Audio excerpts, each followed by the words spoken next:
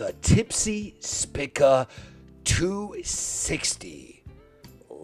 Let's talk about it.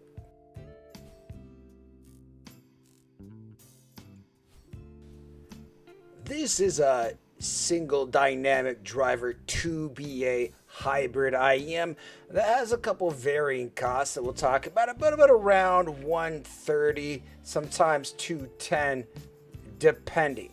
This was sent to me by Tipsy, and all thoughts and opinions are my own. Let's start by looking at the build quality of this extremely gorgeous IEM. Now, the shell of this IEM is exceedingly comfortable. It's very light, but it feels durable and well made with good build quality at this price point. It has a metallic nozzle with a nice little lip on it that feels like it'll stay on well. It has a QDC style connector, which is good and bad, but you can use any QDC style cable on it, and a 2-pin cable on it if you want to be daring, but I wouldn't recommend it. It has a nice, beautiful looking shell. It's vented, it's small, it's comfortable, it's overall a solid shell. The cable does have left and right hook connections, but they're exceedingly hard to see. Like, you can kind of see it now, but it's, so they are there. Now, the cable itself feels good. The chin slider stays in place. The Y-split is extremely pretty and feels well built for an IEM in this price point. Heck, any IEM. This is a nice cable. It feels pliable in hand. It looks nice. I like the 3.5 termination. Great cable. This is what's included in the box. Great unboxing experience. It has a nice puck style case. It's not super exciting, but it feels nice and a little felt on the inside. Okay, first of all, let's talk about where you can buy this. You can buy the TIPSY Spica260 on Hi-Fi Go for $130. You can also buy it from their website, but it is $208 there.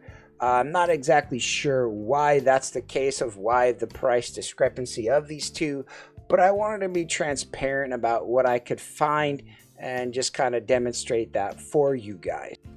So how does it sound? Warm, bassy, late bass rise. So it's a very engaging, fun set, but it could be problematic for some people that are sensitive to certain regions.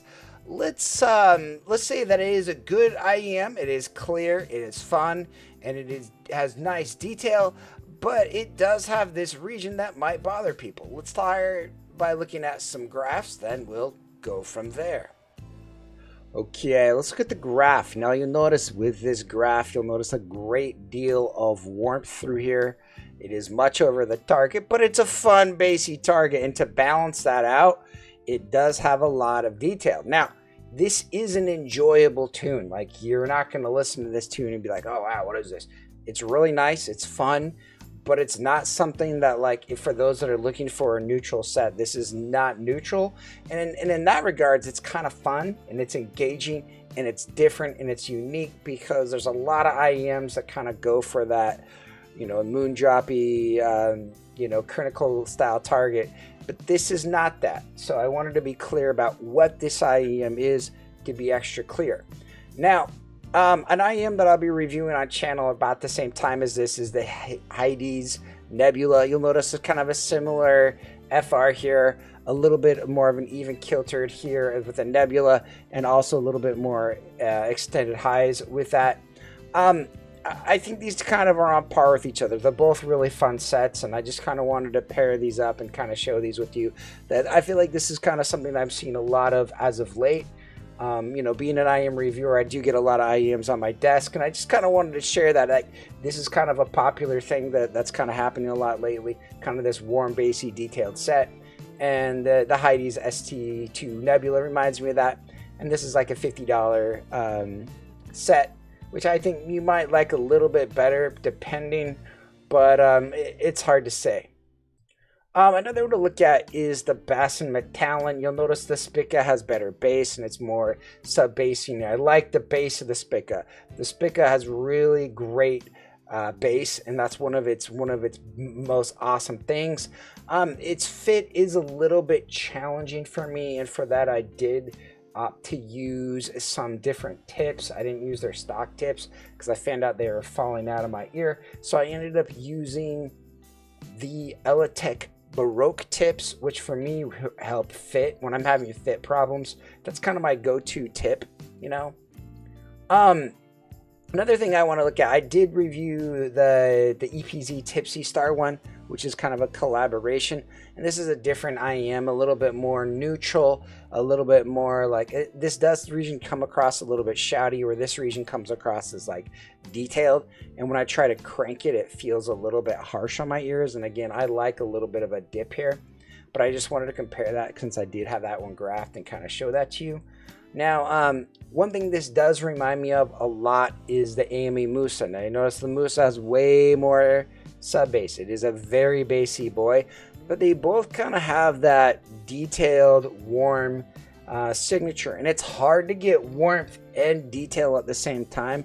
Like sometimes I feel like if you crank up the warmth, you have to crank this up as well, or it gets a little bit muffled and kind of drab. It's a hard tune to pull off, but I think this Spica does a really good job of it. Another one that's kind of reminds me of a little bit is the Anvil. Now, part of the problem with the Anvil is that the Anvil was really large shelled for people, whereas the Tipsy Spica doesn't have that fault. Now, you look at these normalized at 500, you'll notice a lot of differences, but they do have some similarities in their tonal approach, and I just kind of wanted to point that out, that I do think it's something to think about. Now, when I usually try not to talk about EQ. Now, I did like the sound of this. When I EQ'd it, I liked it a lot more. I think it has nice drivers. I think there's a lot of good things going on. Now, what's cool though, what's really cool is when you hit this EQ, and some was in the other EQ, but I think it needs more sub bass to hammer, but it'll vibrate in ear. It kind of has this vibration effect. So if you're like a bass head and you really want to mess around with an IEM, I think this might be a really good, reasonable price set that will kind of give you something different and unique to try. And this EQ, just EQing to my target, it could kind of get rid of some of this warmth, kind of bring up some of this presence region, and it really helps bring up the sub bass, which is fantastic. The Tipsy Spica, this has some qualities where I kind of was a little bit harsh on it, but its overall bass and tonality is a lot of fun. It does have a really nice note weight and depth to it. It's a fun sounding tone, and it does get a kind of a hesitant recommendation if you're looking for a bassy warm set. I think this is a good option. It's a lot of fun. It's really an enjoyable set if you're looking for a different approach to sound. If you're looking for a neutral, there's a lot of other sets that I think might be cheaper and better for you. But if you're just looking for something fun, engaging, that has really great bass for the price and it is interesting, this could be a good way to go. The Tipsy Spica, it's a fun, bassy set with lots of warmth that does a lot of things really, really well. The vibration factor of this IEM, when it really hits, is super awesome. Like, it's just kind of small and like a solid feeling hard shell, and when it really pops off and fires, it feels really cool in ears, and it's a really awesome feeling for me. I really was impressed with this IEM of what it does, especially on bassy tracks, and especially with EQ, it feels like it really just hit the nail on the head of what I want. I think it's a technical set.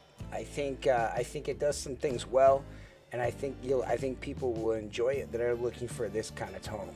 Thanks for watching. If you guys have any questions, leave them in the comments below, and I hope you guys have a great day. Bye-bye.